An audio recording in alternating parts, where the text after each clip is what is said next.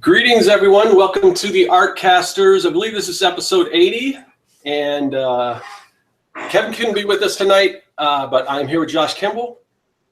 Hey, Josh. Hey, hi, how's it going? I was joking with Scott that the second day Kevin isn't here, everybody's just going to log out of the chats. They're like, see you later. I'm just kidding. How you guys doing? So hopefully he'll be back next week. We're still with this new format. We're trying to get it all ironed out, and we apologize for missing last week, but we are back and hopefully not going anywhere. So anyway, so I've been doing a lot of thinking in regards to passive income. I've been listening to a lot of podcasts and things like that. Now, I'm not an expert yet, but we do have some experience in this, just a little bit. But I'm planning on scaling up on this. So kind of want to just talk about it as just someone who's learning about this, because I do have some streams of like passive income, but it's nothing to where I want it to be. But I wanted to talk about that, and I also want to talk about multi-purposing your artwork. And this is all kind of goes in together as far as something that I'm currently trying to do right now. So, and Josh has experience with this in the t-shirt market and everything as well. And a tiny bit in the t-shirt market, not near as much as Josh. So I kind of had this epiphany, I guess. I'm kind of looking forward to when I wrap up the 100 Days of Making Comics Challenge, because right now that's pretty much taking up all my time.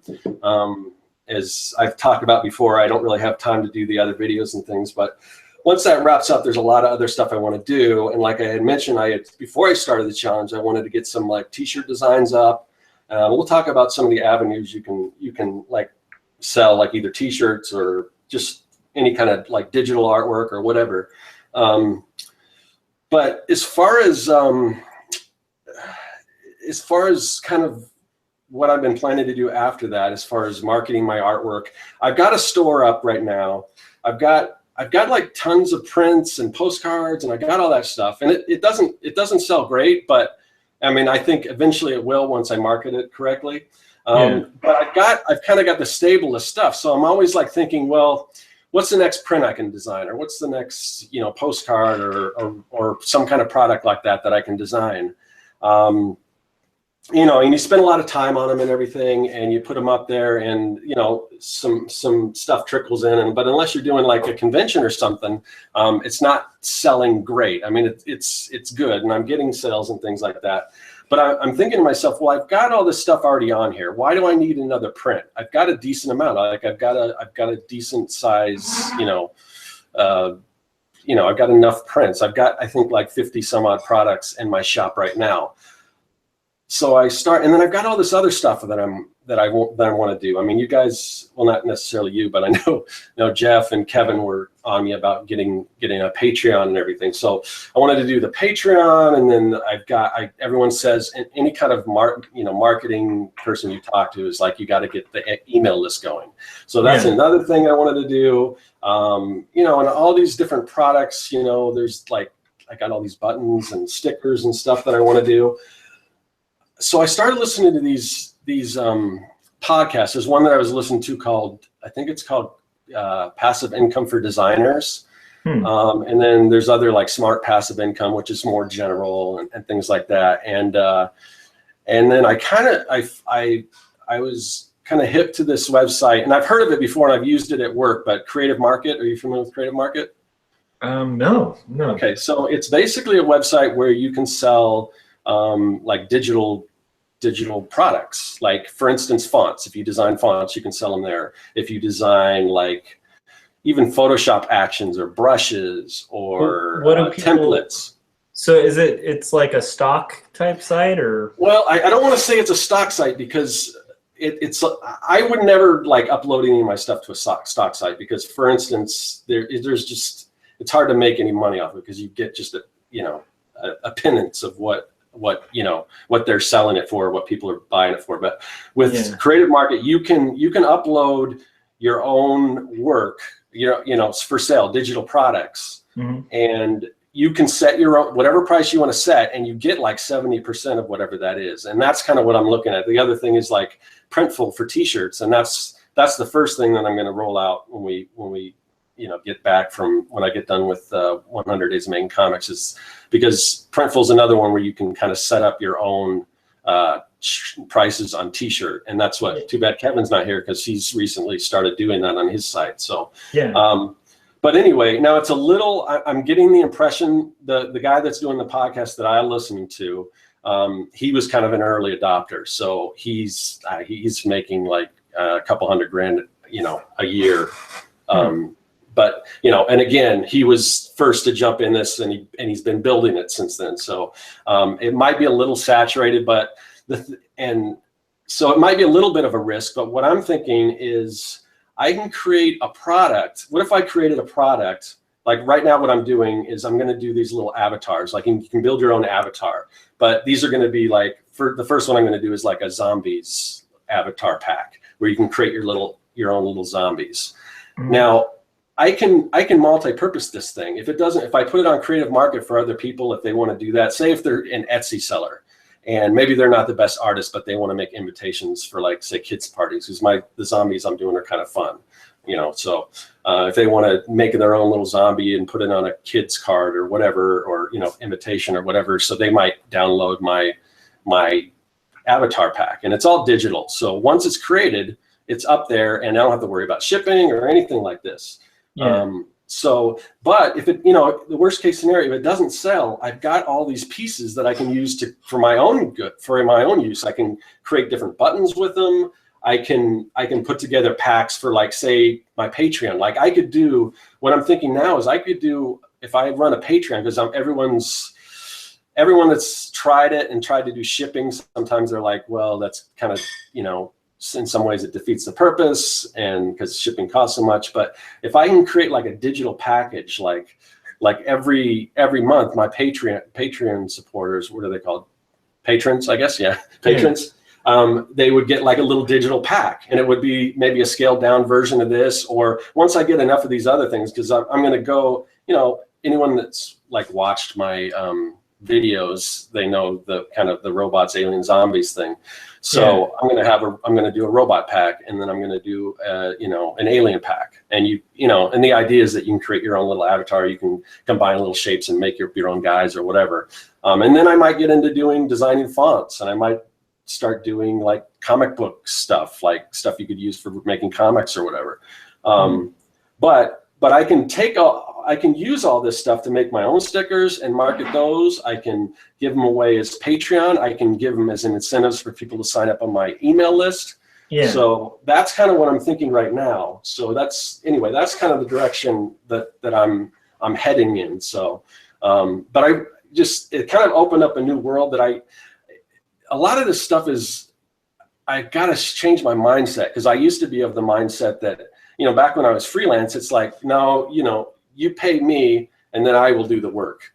This is a little different. This is like, no, I will do the work up front, and hopefully down the road I'll make some money off of it. And it's hard to get out of that previous mindset. Well, it's a weird one. I mean, that's kind of a business model that I ran my business like in illustration before becoming an art director for close to I think it was about 12 years that I was just solely doing mostly t-shirts. Like that was my bread and butter thing. And so it was kind of a similar thing where you would make a design that you thought would be marketable, preferably something you liked, because what I noticed is if you just made stuff that would sell, something translates in that. It's like making music that sells, or trying to make a viral YouTube video, where it's a lot of people, when they try to do something viral, it's just not going to translate because you're not passionate about it. But anyhow, so I try to come up with designs that I would wear, things that I was passionate about, and things that I thought were really cool. Maybe even I wouldn't wear, but I thought were cool. And then I just created this log of shirts, and at the time there were contests, and and the contests used to pay out a lot more than they do now. Yeah, I remember it was like what, a couple thousand or $1,000 somewhere if you like. Yeah, it was like 2,000 something, and then like every reprint you get paid, and you know, it was like a limited run, so like you retain the rights for prints, and like if they put it out of print, like you could basically tell them like, I'm taking back that design. And there's a lot that's changed about it. But anyhow, the general premise like was kind of similar, and I'm getting to how it's similar because it's not super similar yet. But where it was similar was like it all started with this concept that, and you're making the art first. Mm-hmm. There was a method that I developed, and I think a lot of t-shirt artists at the time, some who were like far more successful than I was, but we all kind of started around the same time. So it was one of those, like we were in at the sweet spot. I was like, I got in the whole kind of threadless boom, like right before it kind of became almost impossible. Yeah, like that's what I was saying. You were an early adopter, and that's that's kind of my fear of going into this creative market, is that it's oversaturated. But you know, like I said, that's why I've kind of got a backup plan that I can still use this stuff for other things, and you know, who knows. But so that was part of the. So that's what I would. I think you're hitting on something that I'm kind of heading towards too, which is like, so what you would do is like, if you didn't have the design sell on Threadless, you would then sub it to like these other submission sites, like Designed by Humans and so on. And from that, you'd gain a lot of media, because at the time, like the t-shirt contest thing, just, it's like, you know, I think it's partially because Threadless was one of the early adopters of like transparency in a business. And so it was like this kind of just, the forum was like alive. So it was somewhat like YouTube, you know, where it's like, it's its own community. And so once you kind of created a buzz, then you could kind of, even if you didn't like win on Threadless, like you could get that design printed, and you're building up this backlog. So pretty much like there wasn't really a shirt that I designed for Threadless that I didn't sell at some point, because then once you've had a few things out there, then you get approached by companies, or you could approach clothing companies and ask them if they want to buy designs, and then they're already made. So you just charge them a flat rate and give them the design and keep the print rights, so you can sell prints and make passive income that way. Yep. So part of the thinking in passive income is like, you're kind of, I think when you're generating it, you want to generate stuff that you can reuse elsewhere. So like, for instance, like I'm unfamiliar with this method, but let's say you make like a zombie pack. Mm-hmm. Where are you going to take that outside of, if it doesn't work out at that outside site? Of creative market? Well, that's what I'm saying. But first, and Evan Moore had a question, but I'll get to that in a minute, Evan. Just as far as what creative market is, or maybe I'll get into it now. But as far as creative market, it is similar. It is transparent in the ways that you're talking about Threadless, where now Threadless, I assume it's still the case where you own your designs. Most t-shirt companies are like that, I assume. Well, you own your designs. They have to give you credit for your design, right? And so your name's printed on every shirt, and there's like a link to your site from everything. And then you just basically are like lending the rights to print it on shirts. Okay. All right. Well, it's okay. Yeah. I was going to say, as far as creative market, you could take that and you could sell it on your own site. You could sell it. I don't know. I'm trying to find out if there's alternatives. There's got to be other alternatives to creative market, because you can put this on all these different sites. They don't own any rights. They, like I said, they're not trying to gouge you. I've listened to tons of podcasts. Yeah. The owners seem pretty cool. They basically said it wouldn't work if the artists weren't benefiting from it. That's why, I mean, they could easily take a 50-50 split or more, but it's, you know, you're getting 70%. So in answer to your earlier question, where else would I sell this? That's what I'm talking about. Whether I could use it to create other things, because the nature of these things that I'm working on, which you can kind of see, I'm working on screen right now. I can build all these little characters, and I can create little buttons of them. I can create my own stickers. It's almost like I'll have this library of all these different elements that I could quickly throw together and create like a sticker. And I can create I mean, with this thing, I can create millions of different versions of different things. So I can do that, and I can sell stickers on my own. I can, like I said, I can offer, like, maybe I'll have this full pack that I'll try to sell on Creative Market.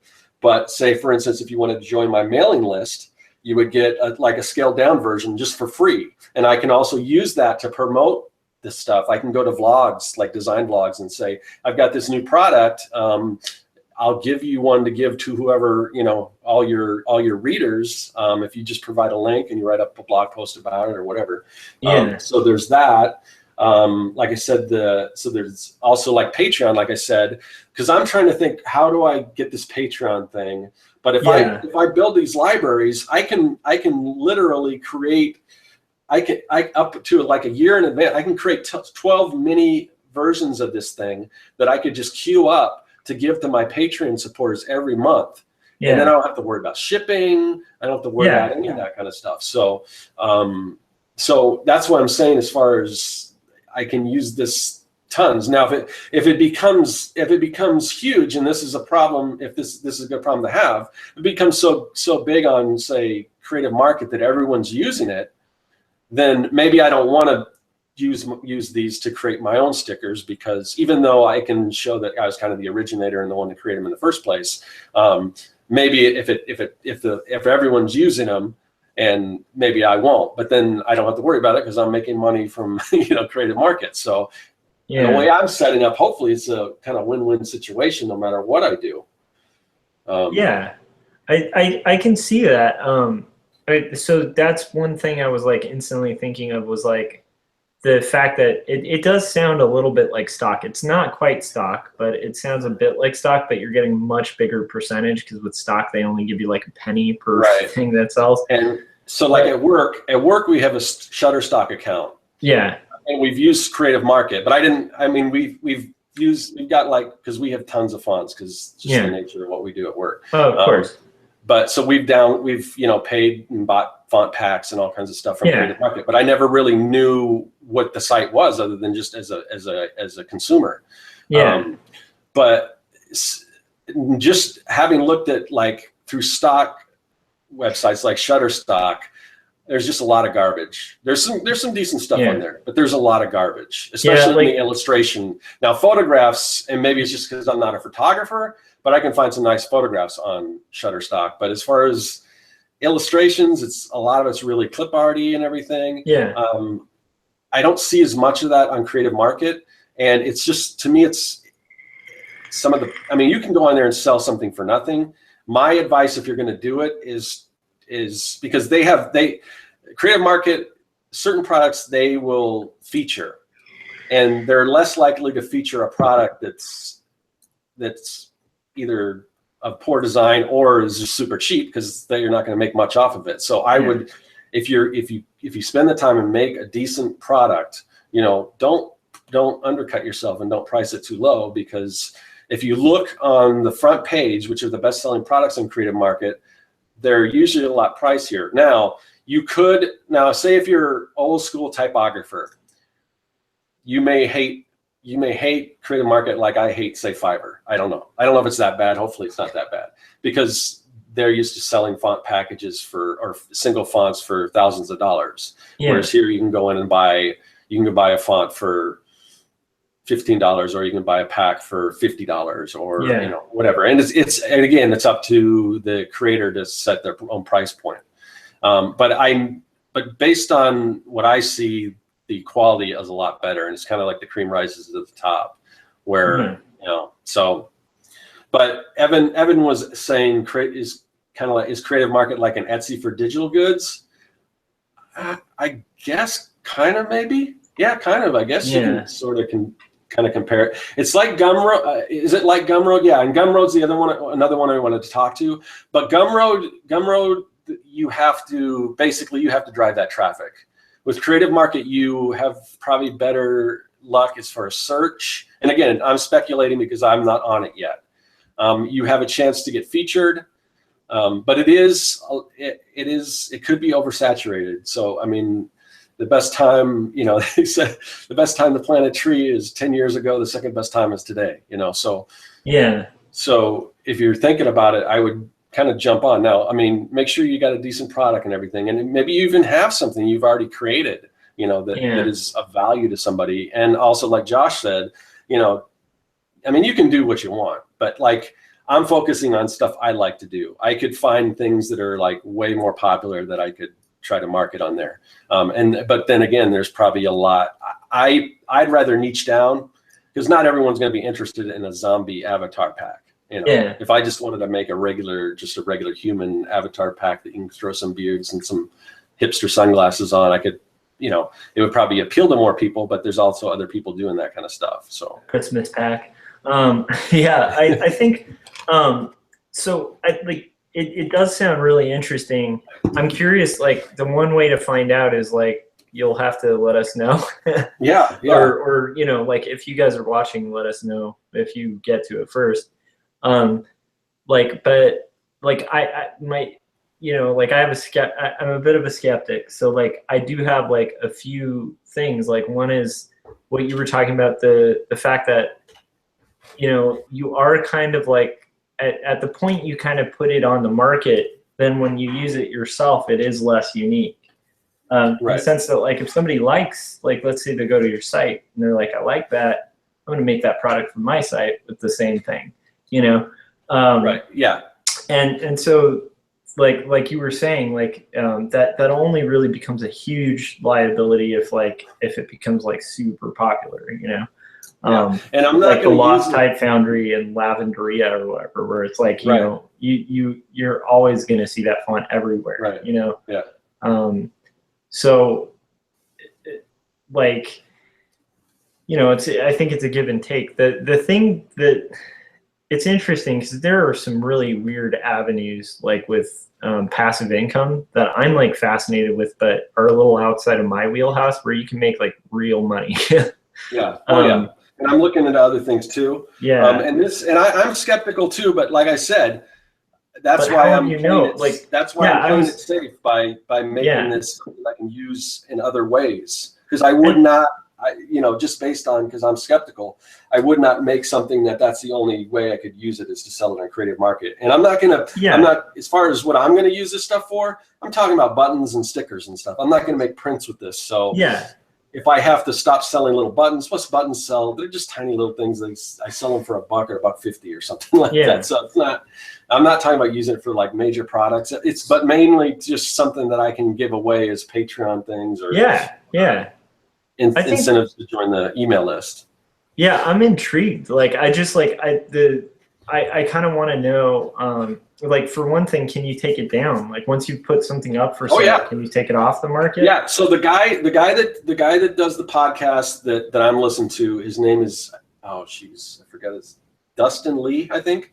So he has a company called Retro Supply Company. If you look him up on Creative Market, he's basically, his whole thing is like old school kind of retro, like I don't know, turn of the century or whatever advertising. And he's got packs that'll make kind of age your stuff or old school style fonts and everything. So he kind of built his company based on that. Now he's gone and taken his stuff still on Creative Market, but he's gone and taken it off Creative Market onto his own site and he's building it up there. So he's gotten to that point. And it's still like, if you go to his thing on Creative Market, under his bio, and you only got a little bit to put on your bio, but he's got something that's a link that says, if you want to get, 6 free, whatever, click here, and it takes them right to his website. So, and Creative Market doesn't, that's not even against Creative Market's terms of service. Yeah. And he always says he's on great terms with Creative Market still, even though he's kind of started his own site. He's basically saying they're the ones that they were the key to his success. Again, he was an early adopter. So I don't know if everyone has that same opportunity because they're. I'm really fascinated. Like at my work, we like a ton of what we do is using stock, like because it's tight deadlines, so it's like whatever works a lot of the time. Like as long as it looks good. Yeah, and I'm surprised you guys don't use Creative Market. And I'm sure maybe you will. If you've looked around, you'll find all kinds of cool stuff. Yeah, And, a lot of the stuff you can a lot of it's stuff you can create yourself if you're a designer, but a lot of times if you're working on a project, you don't have time to make a filter for this. You just want something now. So you can go on and buy a filter or whatever, or a brush pack, or whatever. That's interesting. Like I said, because we deal with that kind of stuff at work, like I have been curious about like even like not so much Shutterstock, because I think with Shutterstock it's just so saturated. Like if you had been maybe one of the earlier stock guys, and mainly for photography, like maybe you make money, but from what I've heard from photographers, I don't know if that's necessarily the case.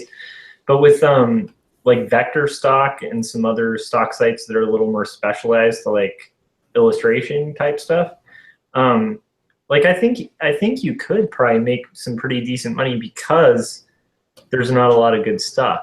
So in a weird way, I'm wondering if, but then I think that, like you were saying, like that's a huge cut. Like 70% is a pretty decent cut, Yeah, and you can set your own price. Where I think with Shutterstock, do they have a way to have I think it's like pennies on the dollar. Yeah. So because we like. Go ahead. Sorry. No, I'm just sorry. I just have a ton of questions. It's fascinating. Yeah. Does it have a way to kind of help you escalate to the top? Like for instance, like like a search engine kind of thing where it's like yes, it's all a lot of it's search based. So you can plug in your keywords, basically like I'm doing with Etsy, and I do get sales on Etsy from people searching stuff, because I put all my keywords, and Etsy's weird. Like, have you ever been on Etsy? Like, even the descriptions, it's not like a description of what the product is. It's basically keywords.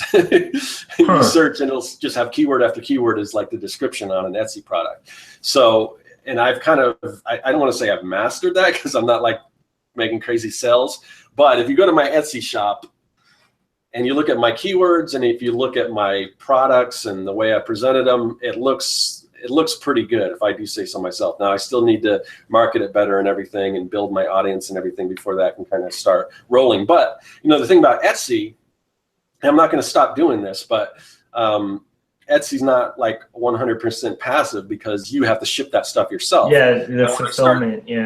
Yeah, when I start doing my T-shirts, because the way Printful works, and for anyone that's not familiar with Printful, it's what like Kevin's using for his shop and what I will eventually use for mine.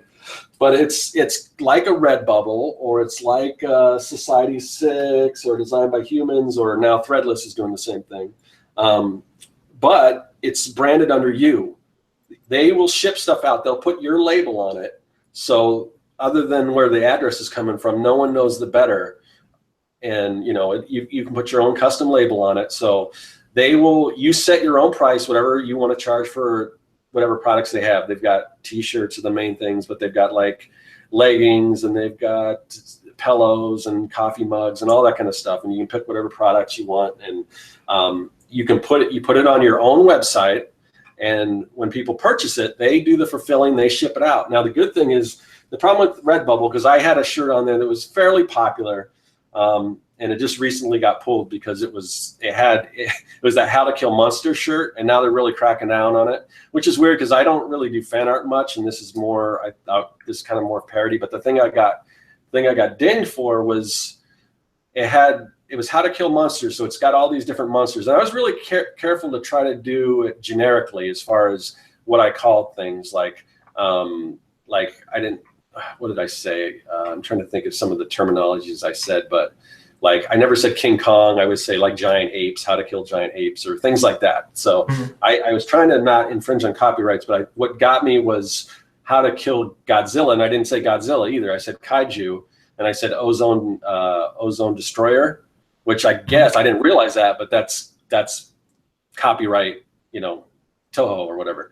So they flagged my thing. And I wasn't, I was making maybe 10, 15 bucks a month, and off of like a $4 commission.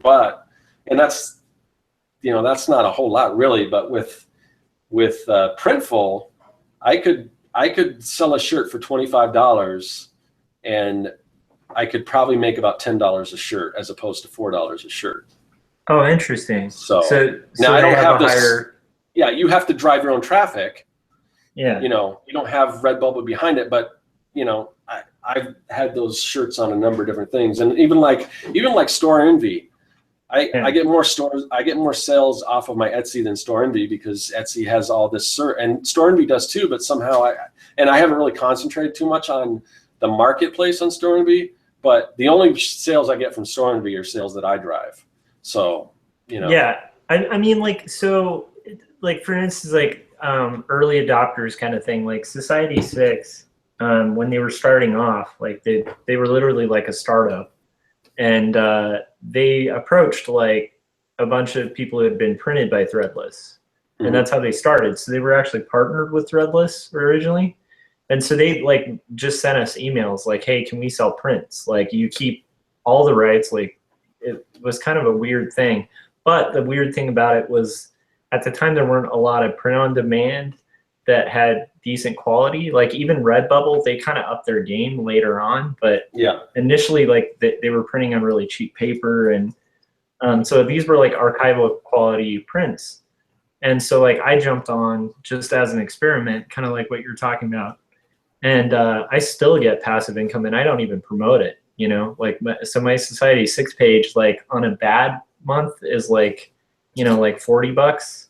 Okay. And on a good month is like 500. So, and like, I didn't do a thing, like it just comes in. So that's what I like about passive income. Like, and when I was in shirts, right before I got out, I was at the point where, because I was heavily promoting them, like I would just get these random checks because I'd get reprints and, or resell designs that I had already sold. So like, I think I guess what I'm saying to like the audience and to you, Scott, since you're dipping in,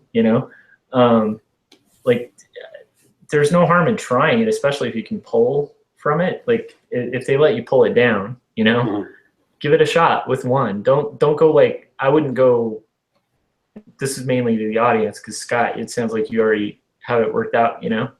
But with that kind of thing, I wouldn't go like full bore, like check it out with like one and don't expect the one to blow up, like, but just see how it works for you.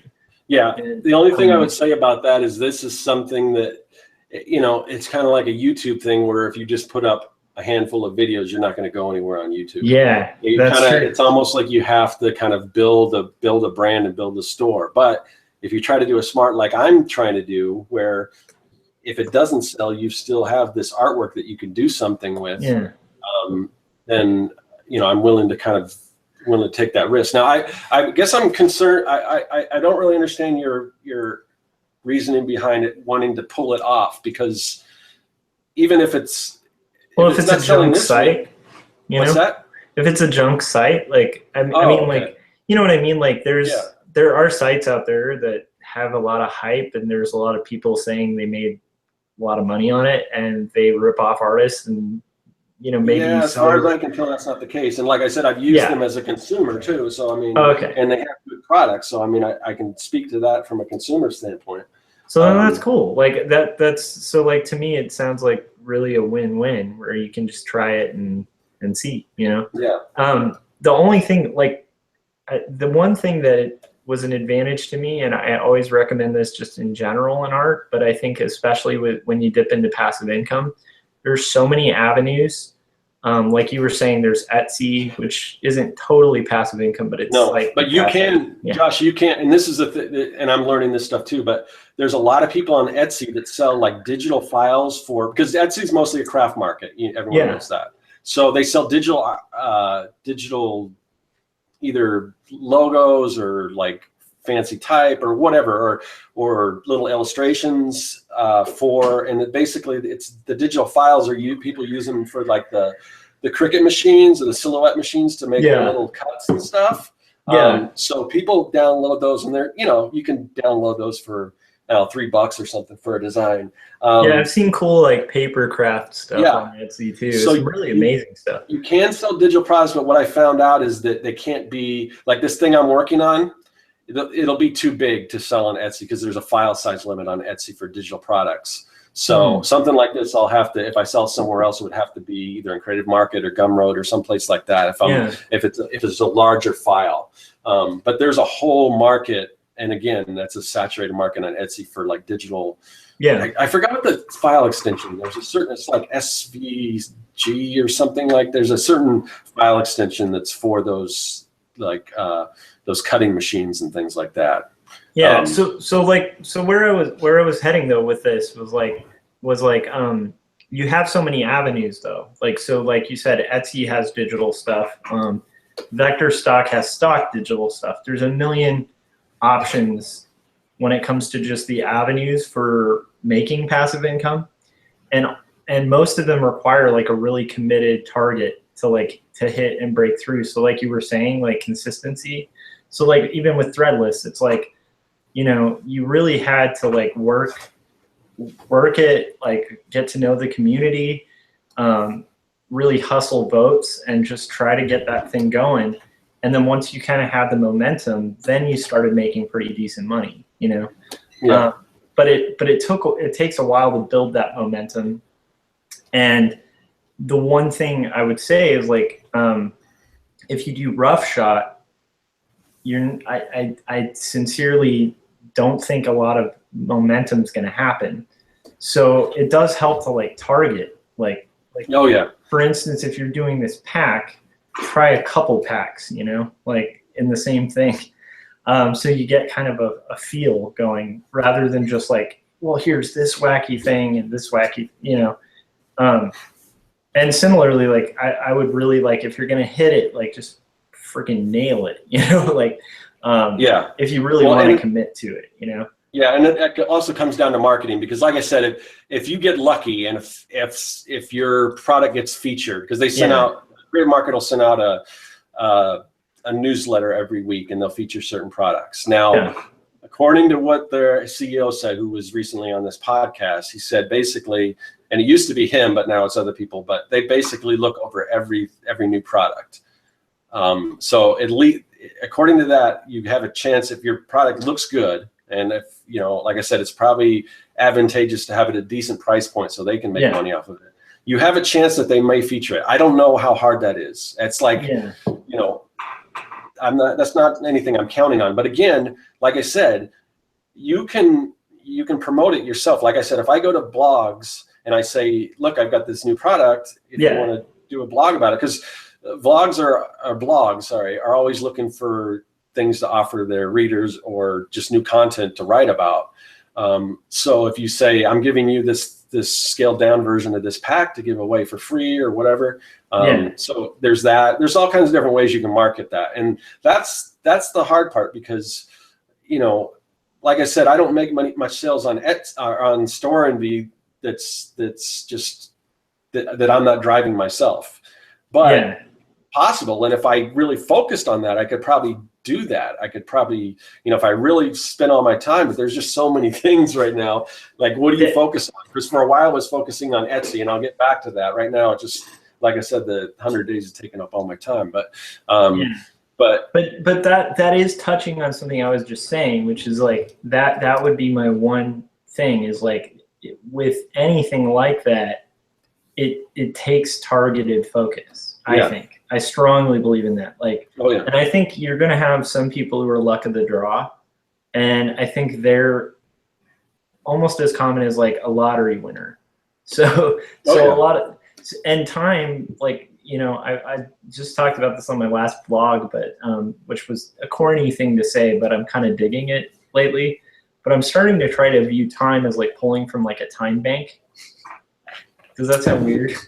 Yeah, and that's another reason why I'm trying to jump in on the passive income thing, because if I can get it rolling, that's the whole idea behind it is if you get a product, especially something that can be evergreen, once it's created, you may not make as much as you would up front if I was doing it for a client, but it could add up and it could just keep going and keep selling. And if you get one like that, then you can piggyback off that and do other products, either similar products or whatever.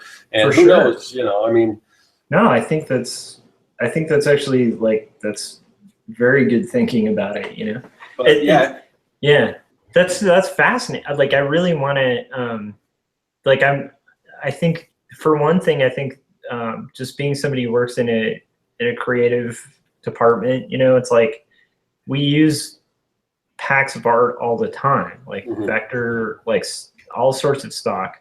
And so like there is a market for that. And like there, you know, it sounds like this is a little less degrading to the medium. Yeah, that was kind of my, because I'm very against. I'm against like stock as far as illustration stuff, because I think that really destroyed like the illustration. Didn't destroy it. I mean, but a portion of it really suffered because of people were selling their stuff as stock. I don't know. And like I said, this could be, if you're an old school typographer or something like that, this could be the same thing to you. I don't see it as being as bad, but I don't know, you know. And there's always the point of like the beautiful typefaces are never like, you know, like for like, you know, custom stuff like is not going to just magically appear on this site. That's like no matter how good it is, you know. So hopefully that'll give comfort to the traditional typographers there. Like Helvetica is still a freaking impossible font to just fake, you know. Right. You know, like and there's oh man, now I'm blanking out on the Foundry that does those awesome like railroad fonts. They charge like $300 for like one font. It's nuts. Yeah. But anyhow, I'll think of it and I'll let you know in the next thing. They're like my favorite font, Foundry, and I'm blanking out on their name. But you've probably seen their stuff because like people will buy their fonts because it's like they're just excellent. Or like House Industries, like you just can't. Like I've never seen a good House Industries knockoff. You know, like the Las Vegas font, like that pack. If you're doing like anything for kids, it's like you can't, like you can go on a million sites and it's hard to find. So yeah. But this is cool because you can set your own price point. That's pretty interesting. So I don't know. I'm fascinated. You have me sold, Scott. I'm curious. Well, we'll see how it, you know, we'll see how it goes. Yeah. But I mean, again, I think a lot of it, it's promotion, it's marketing, because, so for instance, here's another avenue for passive income. I don't know if you guys are familiar with Spoonflower. Never heard of it. Okay. Spoonflower is a company that will basically, you can design prints or patterns or whatever, and you can get them custom printed on a variety of different materials. And that's what I use for my bow ties. So I've got I think 5 different bow tie designs on my Etsy store, and they're my biggest about this. Yeah, they're my biggest seller on Etsy, and it stands to reason because of the nature of Etsy is more of a crafty type, that type of thing. But more than prints, more than anything combined, and they're one of my higher priced items. The only thing I think priced higher are my messenger bags. But I sell more bow ties than anything else. So it's you know, and like I said, I sell them for $35 each, I think. But anyway, so but the designs are all my own. They're all my custom designs, and I have them printed on it's like a synthetic kind of silk, but you can print it on a number of different materials. But the other thing you can do is you can sell your prints. Now, what I did, because I didn't, back to kind of what we were talking about, like, is if everyone's using these, then, but what I did was, because of the bow ties, the designs in the bow ties have to be fairly small because of their size of a bow tie. Yeah. So I created another version that was a larger version. So if somebody did want to purchase those patterns and get them printed on whatever they want, I would earn a commission off of it. But since they're larger, they couldn't do the bow ties because the objects and the patterns would just be too big, and they wouldn't look as good. So that was kind of my way around that. So I made a private one that I didn't make public. You can choose when you upload your designs at Spoonflower, you can choose whether you want them to be to sell to the public or available if somebody wants to purchase your patterns. That's awesome. Then again, you get a commission. Now, I know people like my patterns because, like I said, my bow ties sell, but I've never got a single commission or anything or a royalty from somebody downloading my design. Now, people on there do. There are people making a full-time living, you know, and again, it's you know, few and far between, but basically selling their patterns and stuff on Spoonflower.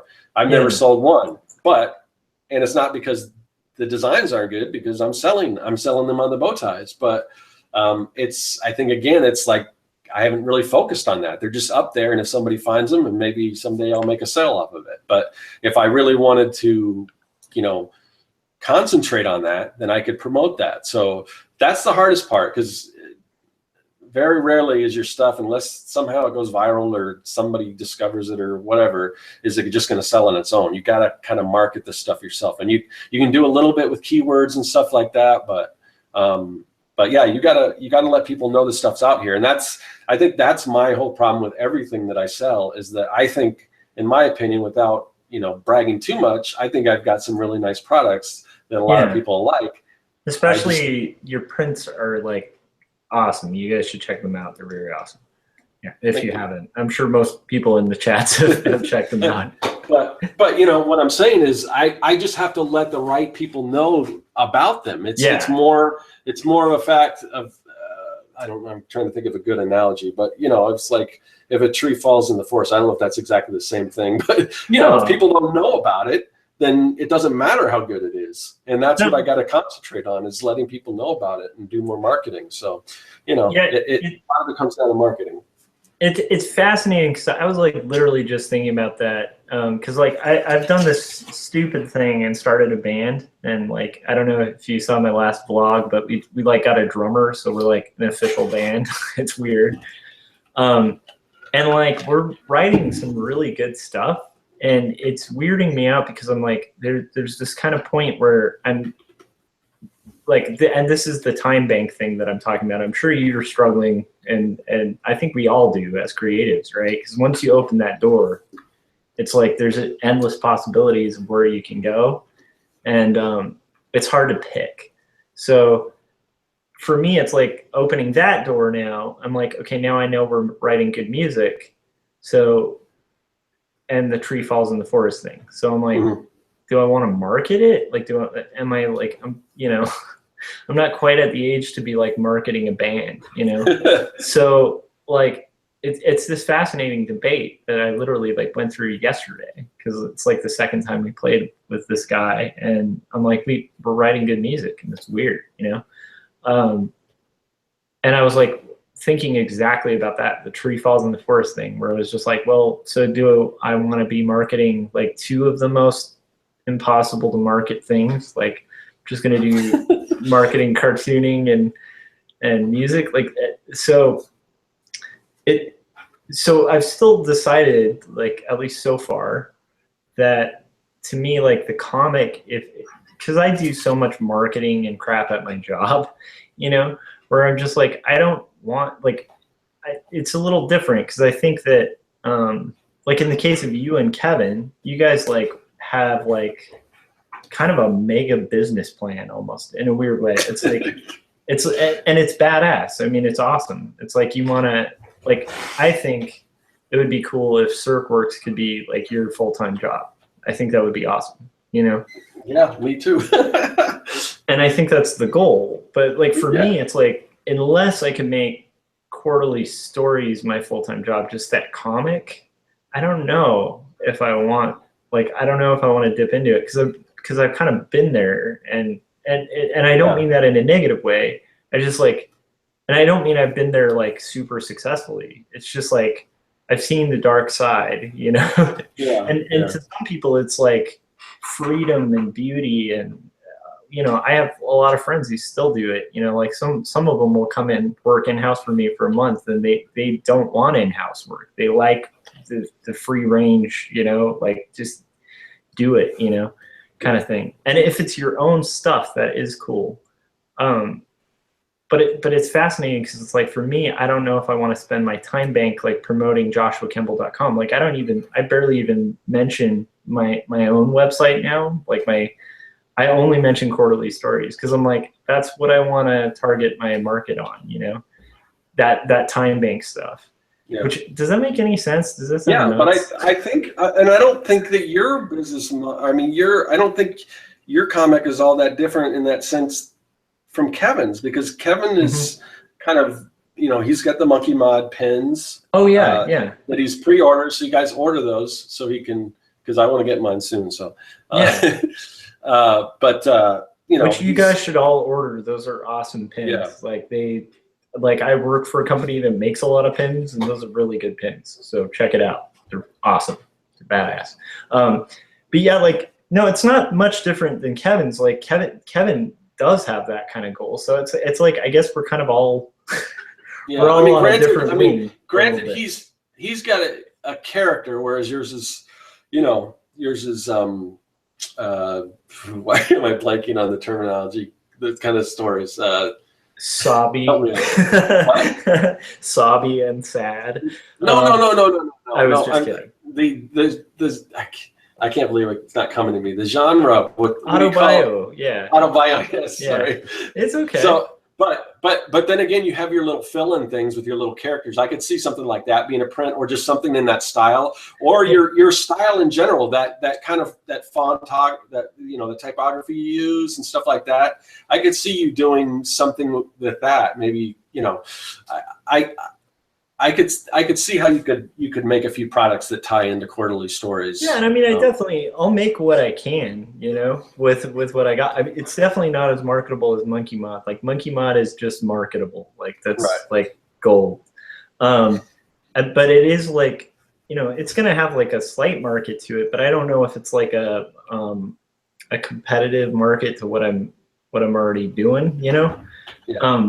So that's where I'm like, I don't know. But passive income is always fascinating to me, because passive income, like I said, it doesn't hurt to get that check in the mail every once in a while that you didn't do anything to get, well, you did, but it was like 10 years ago, Yeah. That's kind of cool.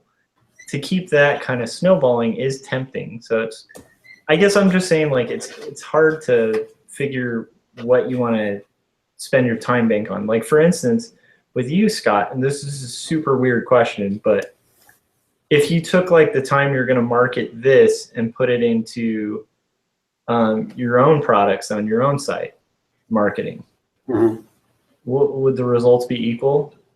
I'm kind of curious, Yeah, maybe. Should it be all to your own site? But then go to your site, I don't know. But here's the thing. It could all be together, because because I'm going to be marketing this stuff, because when you create your shop and everything, like I said, the one guy who was doing the podcast, it's Retro Supply Company, and that's his brand, and he's bringing people to his own website from there. So I could say, if I build a following on this, I'm just bringing people back to my website. Then they say, oh, this guy also designs all these prints and stuff. And I am planning on, I'm not going to not market this other stuff. Obviously I do, but the thing is, it's kind of, like I said, I've got a decent library of prints and all this other stuff. Yeah. I could just keep going and designing more prints, and prints take a lot of time. I don't know. We'll have to see how long this takes to do these packs versus how long it takes to print. I'm hoping it'll take less. But, the amount of time I spend on the prints, at least right now, I haven't recouped my cost by the hours by print sales. I mean, I sell them, and like I said, when I do a show, I sell more, and I don't know, I've sold a couple prints in the past week or whatever, but they don't, they're not like flying off the shelf or anything. So, but I've got enough of them now. I don't really need, and I've got a list of all these ideas for other prints that eventually I'll get to, but I kind of want to pivot a little bit and just see, because see what happens. It's not like I don't have enough prints and this other stuff. So I've got that. Why not try something different? And hopefully it'll all wrap into the brand together. And, then, my prints will start to sell. People start noticing me, and, oh, I like the way this guy, draws zombies or whatever. And then, oh, he's got a print with a zombie, or, oh man, he does some retro futuristic, style stuff, and all this other, all the other stuff I sell, and the whole mad science thing. And, so. Yeah. And actually thinking about it, it's like, you're still driving traffic to your site from that, especially if it explodes. So I guess it is kind of a win-win. And I don't know if it needs to explode, And like I said, that's the good thing about passive income.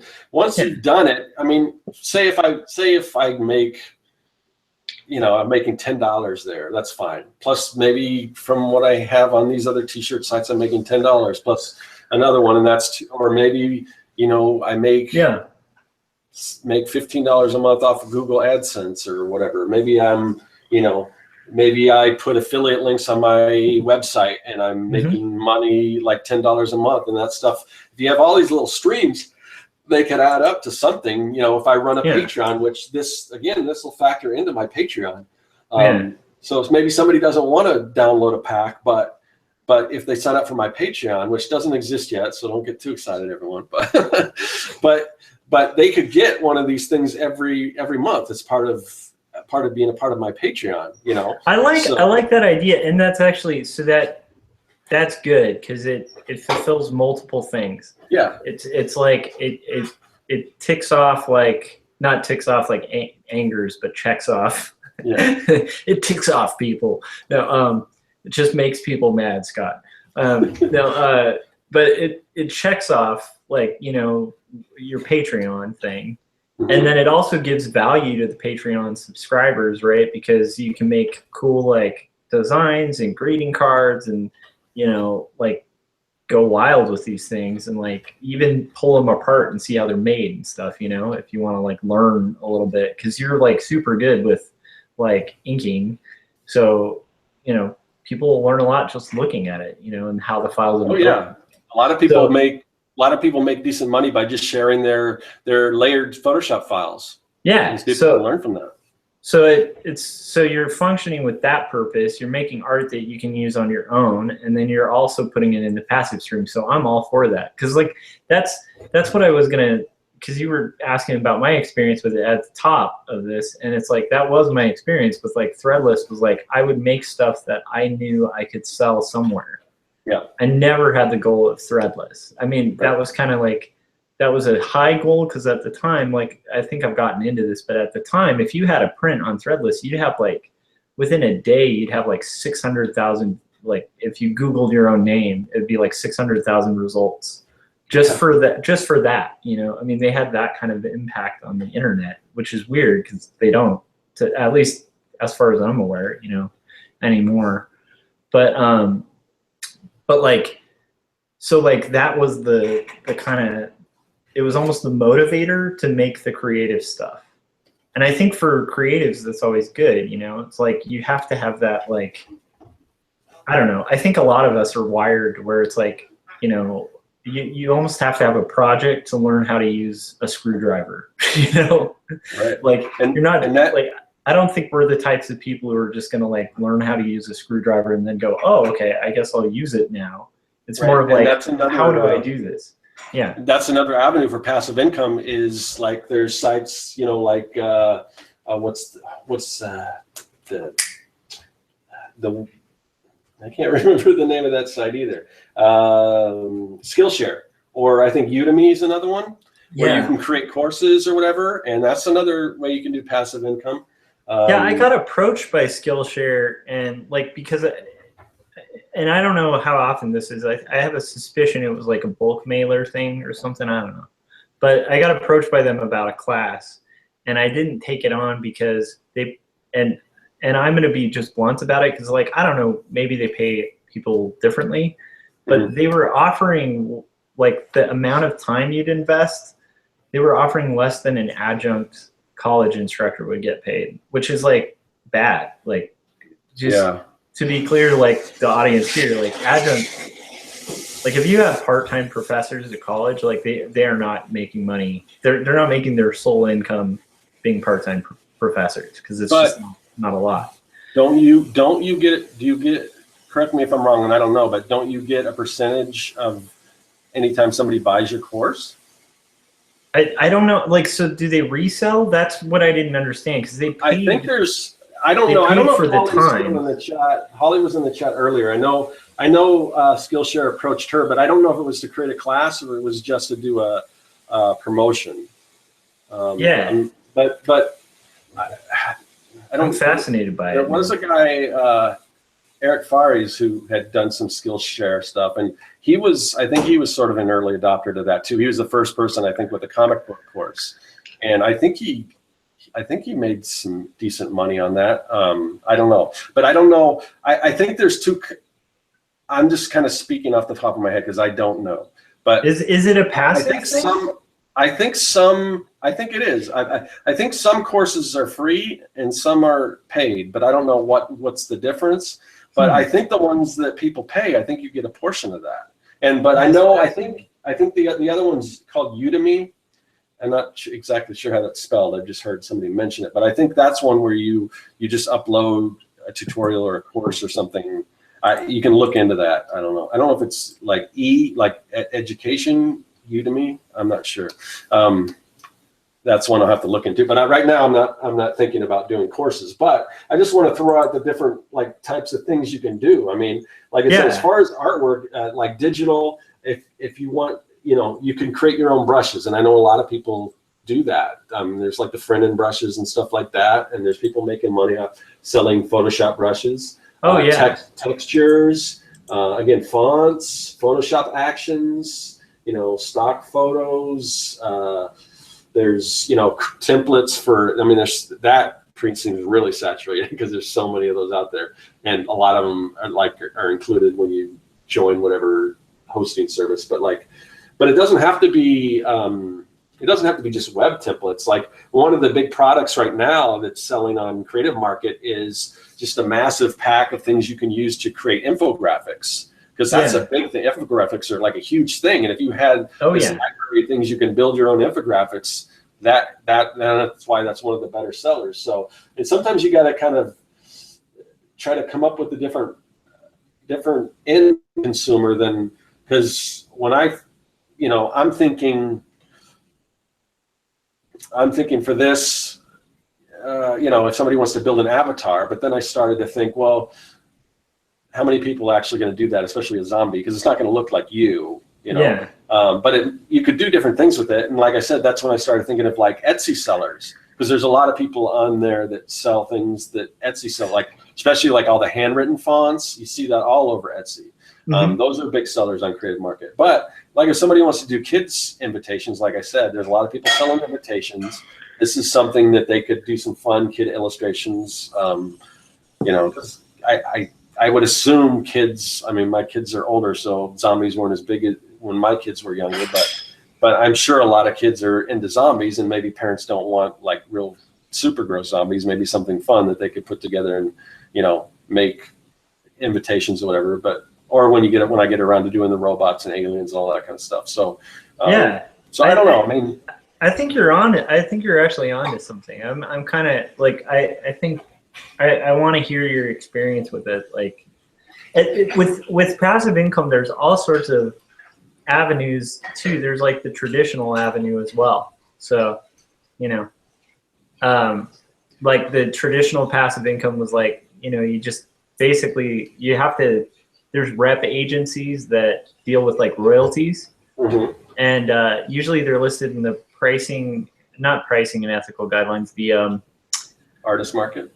Artist market books. Yeah, that is it, the artist market. And in the artist market books, they have like this whole section that's like reps that you can basically send stuff to.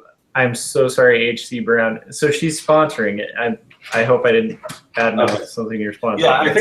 Yeah, I think there's different, but there's different things there. Maybe she can answer this question, but I think you can upload a course that they would sell and you get a royalty if you wanted to go that route. I'm not sure. Yeah, I'm really curious about. I should respond to that email, because if that's the case, I might be down, because then you're like then it would make more sense, the lure of it. Okay. She does say she plans on making a couple classes, but I believe you make money similar to YouTube. Okay. Well, she's cracked YouTube, so maybe she can crack crack that too. I would definitely imagine that. And Chris says it's Udemy, Udemy. Huh. Okay. Cool. I think that's like, to me, that's really fascinating, especially because like even at colleges where they like, there's two kinds of teachers usually. There's like the more Socratic teachers that are trying to get like art students like thinking like critically, and that's kind of a more one-on-one way of teaching. And then there were other instructors who were very like tutorial based, where it's just like step 1, step 2, step 3, step 4. And that type of teaching, like this tutorial based teaching, is like leaving the academy. It's not really relevant in colleges as much as it is like on sites like Skillshare and stuff like that. So, you know, I mean, that would be a huge thing to pursue, you know? Yeah. But I'm all for these alternative ways of learning just because of the cost of, and kudos to New York for making college tuition free. That's awesome. But I mean, that's not the case for where everyone lives. But you know what though? California always follows New York, and then Arizona just straggles right behind. So, you know, like, well, it might happen. My kids are smart enough that they've at least got scholarships for the first 2 years of community college. So, badass. But yeah, I mean, not everyone and I'm so glad I didn't get in debt. I went to community college, and then, you know, and luckily I didn't, you know, go to like, you know, Art Institute or something, and you'll be paying for that right now because, you know, but you do need options because you do need to learn this stuff. And if you can do it online, it's great to have more options, the better, in my opinion. Yeah, I agree. I think that, like, there are advantages to going to, like, I totally am still in student loans, like, but so I'm kind of a believer in academia, like in the sense of like, I think you do get value, but I do think it depends on your personality, and I think it depends on what you put in. And I've met plenty of artists who are super talented and amazing who didn't go the whole like art school route.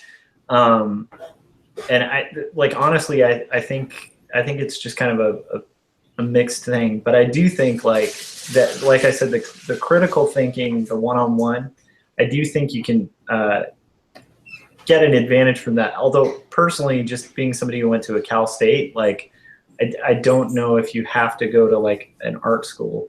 And if you're going to go to a private art college, go to somewhere like Art Center, where you're going to like make connections with the art mafia in LA, you know? And pretty much if you go to Art Center, their placement's got to be in somewhere at least around 80%, I think. I mean, oh yeah. Cause I mean, the whole school's, I mean, it's brilliant, but it's built on networking. So it's like, if you graduate from that school and you work your ass off, like you will have and you're not a dick.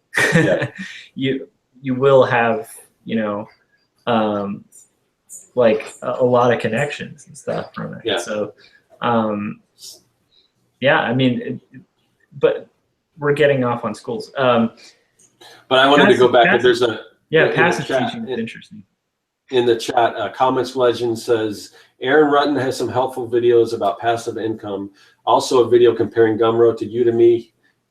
I think Gumroad is the way to go. So hopefully I can remember to try to put the chat in the comment section if it'll fit. I always say that, and then I accidentally close it out because there's some useful stuff in here. Yeah. Sorry to cut you off, Josh. No, it is awesome, actually. I'm kind of stoked to see an active chat tonight. It's awesome. Yeah. It's okay. So Big Dave is definitely pointing something out, because he's saying there's a big difference between putting your own thing in a store and having a class in a market like Udemy or Skillshare. You have a billion products and nobody sees it. Better to do both. So I think that's pretty interesting, because I guess like the other advantage of doing a class like that is like of course the market's going to be less saturated, at least at this point, you know. So that's pretty fascinating. Man. Well, yeah, and it's like, I mean, again, there may be, I mean, we're all talking about some of these big things out there, but there may be some up and coming things. The problem is, how do you predict what's going to be the next thing? But like I said, early adopters, and you kind of find that out from getting in Threadless on the ground up. That's when you can make a money, because it's like if there's it's like if there's a gold rush, the first person to get there is going to be a billionaire. Now the next person might only be a millionaire, and then after that, it kind of goes down from there. But so if you can find what's new or what's the next big thing and jump on it. But if you have these products, and maybe the whole thing is selling something other than this, I don't know. maybe. But if you have these, and if you're not bound to an agreement that whoever you're selling it owns it, and that's not the case with the creative market, then you can take it somewhere else, you know. So, yeah, I don't see how this could be a bad thing. I don't see how me developing these things could be a bad thing, either, considering all the other uses that I'm planning on doing with them. You know, and it solves so many problems for me, because before I was thinking, well, what am I going to do for Patreon? And I'm thinking them all as separate things. How am I going to get people to join my email list? How am I going to do this? How am I going to do that? And then, like I said, I had this kind of epiphany, this realization. I'm like, I can create like one thing that could serve all these other things, you know? Yeah. So. Yeah, I definitely think, I think you're onto something. And I think that's like, there's a good kind of almost like tidbit of advice in there too, which is just like, you know, like when you're creating projects, rather than just blindly, let's say, like, you know, making fan art, although that can work. I mean, like that. Well, yeah, fan art can sell quite a bit, and sometimes I kick myself because I don't sell fan art. yeah. Well, no, it's. I mean, that's totally true. But I mean, I think like a lot of the time, like a lot of people will make fan art as like a default because they want to do like, and this is mainly young artists. They want to do something creative. They're sitting down and they're like, I don't know what to paint. I'll paint Superman because I like Superman, you know, and it's a quick thing.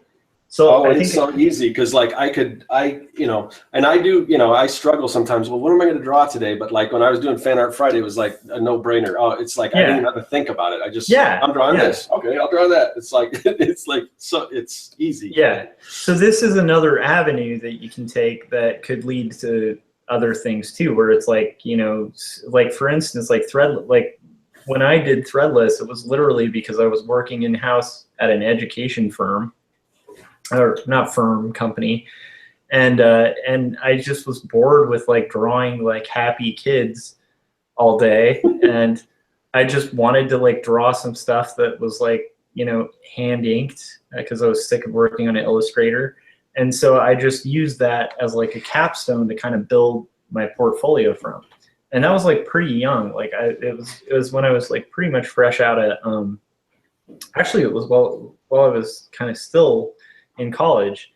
And so like that can be like I think like the point I'm saying is like, if you have like an end goal that's actually viable, it can be a really good motivator to start moving your artwork forward. And then like some of the passive income stuff might actually work out. And in that case, great. If not, you have more portfolio work and like you have other uses that you can use them for. Yeah. So I think like, honestly, I think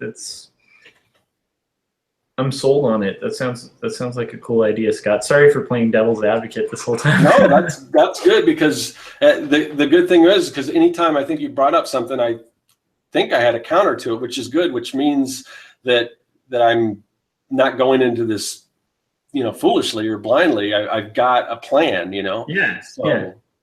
And like I will say, like when it does work, I mean, the one thing about being an early adopter, at least for me, is like the stuff that's making residual income are like, there's probably about 10 designs, and there's a lot more designs on there. There's like 10 that are just evergreen for some reason, and continue to make money. Yeah, because I had a handful of shirts on Redbubble, but there was only one or two that actually sold. And I can't say why, because like some of them I liked a lot better, and like one of them, like the one I did that was the Tron Burgundy, that was like Ron Burgundy and the Tron lit up like Tron. That one I sold when I was at one point I was kind of selling like fan art stuff when I first started doing conventions. That was a print, and that thing would sell like crazy. I mean, everyone that walked by it started cracking up and they buy it. I put it on a t-shirt, and I don't know, people just start finding it. It could be because keyword search, maybe people aren't searching that. And they don't just, you know, if somebody just kind of came across it, they might, you know, it might be the same thing, but I didn't sell very many shirts of that at all. Yeah. No, it's a fascinating thing. It's like YouTube, although I'm like totally new to this. So like, I mean, you guys can see on my channel, it's like, I think my last video had like 30 views or something. Like I'm by no means But you know what, genius. Josh? Oh, go ahead. I think that's pretty good, because with your 200 subscribers versus my 2,000 subscribers, you're getting very close to the same amount of views. And I don't know if that says that you're doing something right or I'm doing something wrong or what. But that's, because views are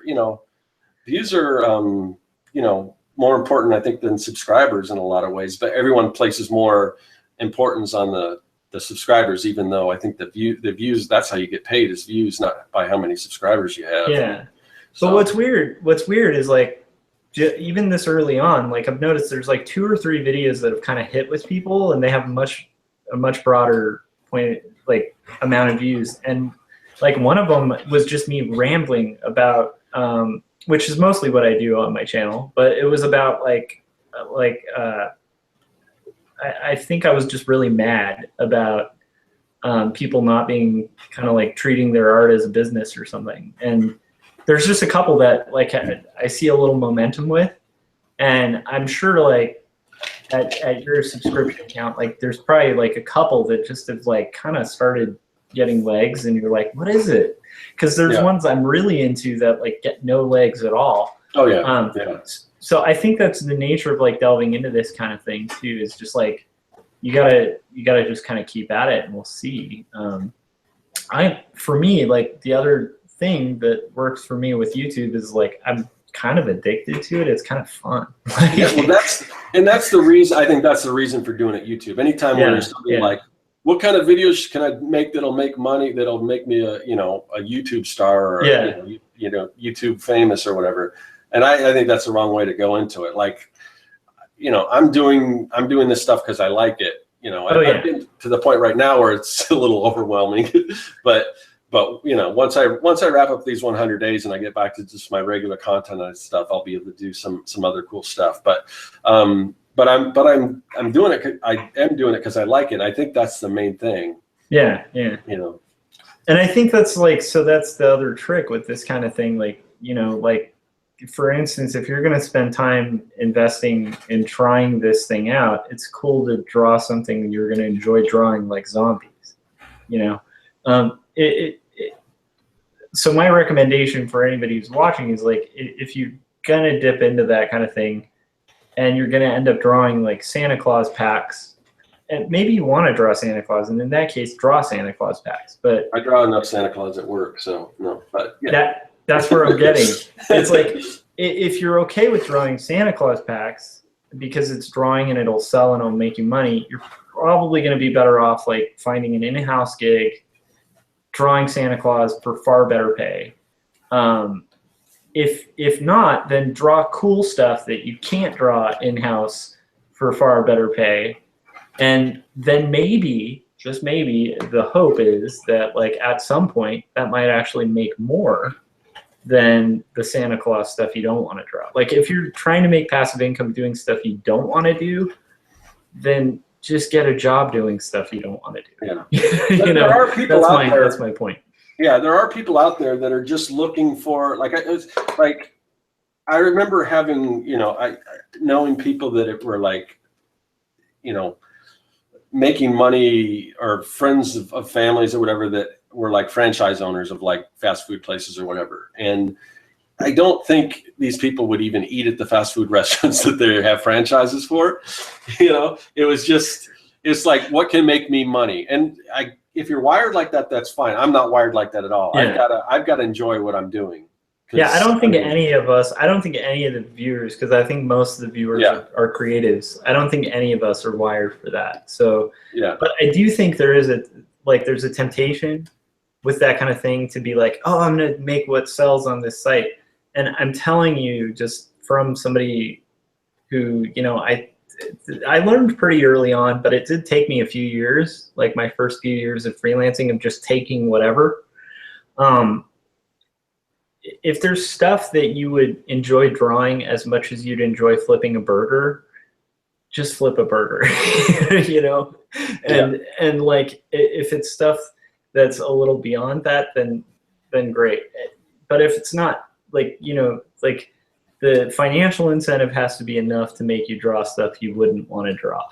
If there's no financial incentive, then draw the stuff you want to draw, because that, to me, I think that's the stuff that if it takes off, you'll be happy with. If you're stuck doing Santa Claus drawings all day, you know, I think you might be bummed. That's just me speaking. I don't know. Yeah. Well, I don't draw just Santa Claus, so just to clarify. But I do draw some Santa Claus here and there. Well, no, dude, trust me. Like, if you saw some of the stuff I have to do at work, like for art, it's just like it's.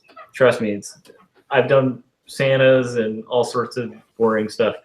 That's my point. Is like the financial incentive should be enough. Like if you got like the steady income, like they're giving you health insurance, all of that, great. Draw what you don't want to draw, you know. But when it comes to like investing your own creative time, draw a zombie pack if you want to draw zombies, and then use that as your little launching pad. Like I think that's I think that's I don't know why I'm saying that. I think it's because like I was wired a little bit. I think I had that temptation. So maybe I'm just projecting. But I had that temptation to just be like, "Ooh, this'll like you know, to take anything." And in retrospect, I'm like, that didn't take me anywhere in my art career. Just drawing like whatever. Even the stuff that got me my current in-house stuff, where I'm not like drawing fun stuff, but the stuff that got me that job was all the fun stuff I did. You know, so like it was like the zombie book cover or whatever that helped me get my job, not, you know, the terrible like educational maps that I drew when I started. So I think because that gets into that like thing we were talking about at the top, where it's like if you're passionate about it, it's like what I was talking about with the t-shirt thing, or like dipping into any of this stuff. If you're not kind of feeling it, it's the likelihood of it succeeding isn't really high. If you're really into it, and that doesn't mean necessarily you're the market for it, but if you're into it when you're doing it, when you're executing it, I think somehow that translates, you know? I don't know.